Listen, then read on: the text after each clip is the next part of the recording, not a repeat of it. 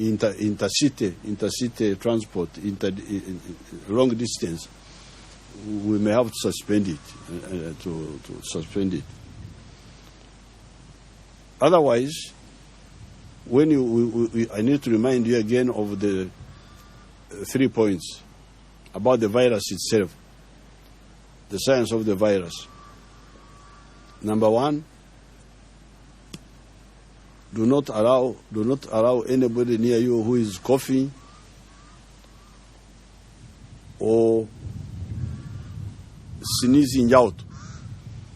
People who know English, they said sneezing means only sneezing out. That's what they told me. I said, how about sneezing in? They said, that is sniffing. I said, but sniffing, I thought sniffing was smelling or something. But anyway, whatever it is, don't allow in a group somebody who is coughing or sneezing. This is number 1.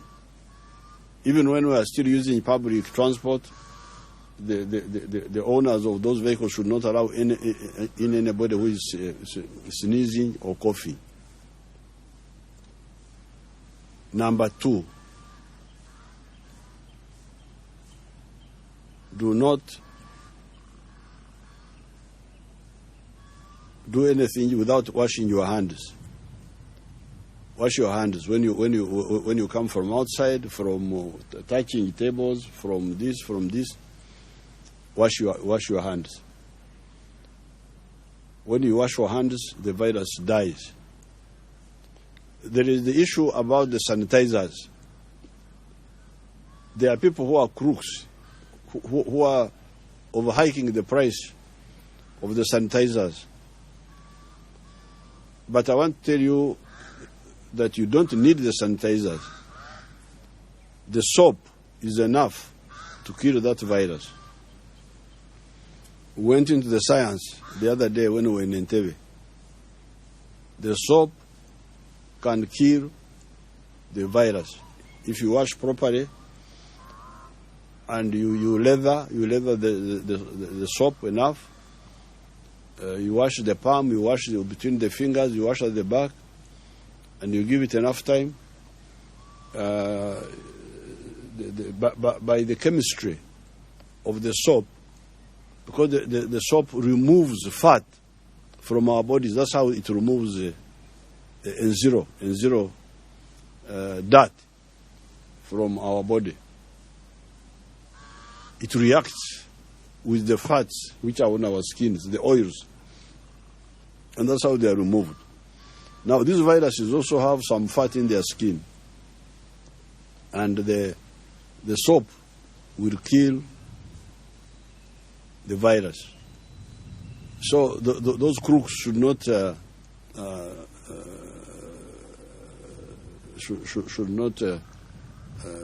hold you to hostage by saying that you must buy the sanitizers. If they overprice them, leave them. Use ordinary soap. Ordinary soap, and the cruder. I think the cruder the soap, the better. Don't you think so? The Miryangombe, this crude soap, I think it may even be better than the other scented ones. This Zawagaga. I think the crude soap may even be better than the other ones. So, use soap. So, number 1, don't get near anybody who is coughing or sneezing. And if you are sneezing or coughing, please don't go in the public. Excuse yourself. Stay at home. And even when you stay at home, don't spray your children or your members of your family. Isolate yourself. Number 2, always wash with water and soap. We shall have talked to the water corporation about the price of water. We can look at that. Tomorrow in the cabinet we shall talk about it, and we shall give you guidelines on it.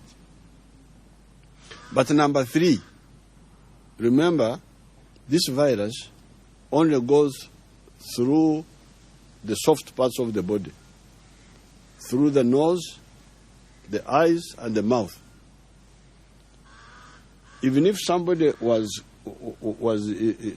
irresponsible and sneezed on this table, and I came and I touched it, and the virus were on my hands, this virus will stay there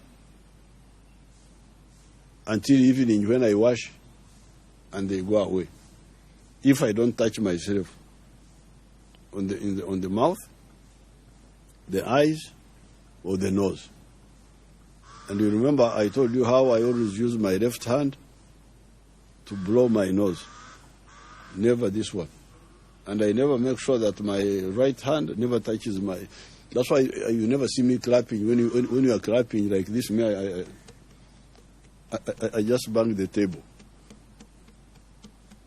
Because I don't want this one, which I donated to the public,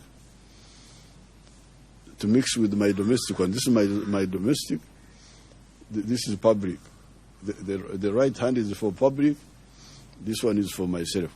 This was my own, our own. It was not actually mine. It was a reverend in 1959 who sensitized us when we were being confirmed in the church to take Holy Communion. He said, you never put your...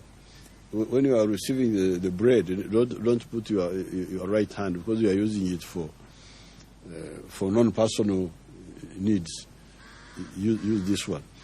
So the point there is, do not touch yourself with the hand which you are using to open doors, to touch tables, to write. These pens are also the pens to count money in the market. And don't touch yourself with that hand. Especially don't touch yourself in the soft parts. So whatever happens to the virus, even if the virus was around, if we observe those three, the virus will eventually die. So it is the carelessness of those three that's really allowing the virus to enter our bodies. Now, then I am hearing crooks who are hiking the prices of food. I want to warn those people. I will send spies in the town. If I find anybody hiking the prices of food, I will cancel his license. His license will be cancelled because you are crooks. Because the food, fortunately, Uganda is not like other countries. The food is produced here. What has happened to make the food go up? What has happened? I am a farmer. The bananas are there. The cassava is there. The cows are there. So what has changed to make the beans? What has changed to make these expensive? So I warn, first of all, anybody who is overcharging, we shall cancel his license. We shall send people, they will come as if they are pretending to buy, they catch you red-handed, license is cancelled. You never trade here. And we shall never give you a license again because you are a crook. You take advantage of us. But secondly, I may organize NRM cadres to bring this food from the villages and sell directly, and we forget about these useless crooks of Kampala. We can organize. We had done it before, actually. There was a time when the town was full of groups which were crooks. And we organized a parallel supply chain to bring things and sell at the proper prices. So we may have to do that, but I warn the businessmen, please don't lead us in temptation, but deliver us from evil.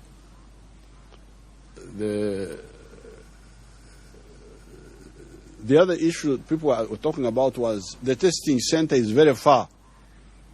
That's not true. The central testing center is in Entebbe, yes. But the reception points are all over the place. I asked the minister, and she said there were 100 in the whole of Uganda. And I said, how many are in Teso alone, the Teso area? The centers where they have the bottles to go for testing. He said in the Teso area there were at least 5. So if you want to check, you just go to the nearest health center. Don't burden yourself with knowing where to go, finding out where the testing center is. You just go to your nearest health center 3. They will guide you. They will tell you where to go.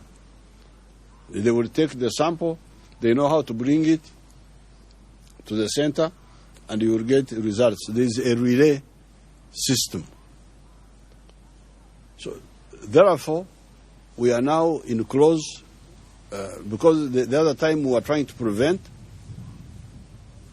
but I think we were late by a day or 2, because that's how all these cases, 9 of them have come from Dubai. All of them. There was no case which was from here, from internal. If we had closed the airport maybe 2 days before, these people would not have come in. But we had to consult. We had to send the notice according to international law, and we had to do our own internal consultation to the cabinet on Monday, then the church people on Tuesday.